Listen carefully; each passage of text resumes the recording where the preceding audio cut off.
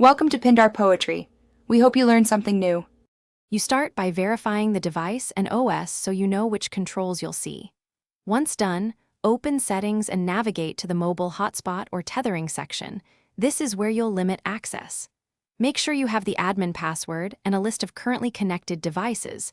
You'll need them to identify which clients to keep or remove. This avoids accidental locks. Now locate the hotspot name, password, and client management or allowed devices controls to begin restricting access. You now reduce simultaneous users by setting the maximum number of connected devices. Pick a realistic number like 2 or 3 so performance improves. Then enable MAC filtering or an allowed devices list. Add trusted device MACs and deny others, because this blocks unknown clients at the network level.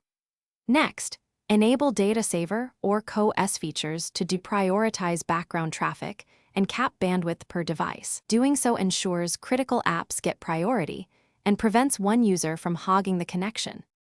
You finish by saving your changes and restarting the hotspot so all limits and filters take effect. This prevents lingering sessions from bypassing new rules. Once restarted, monitor connected devices and usage for a short period and adjust schedules or per-device time limits if your device supports them.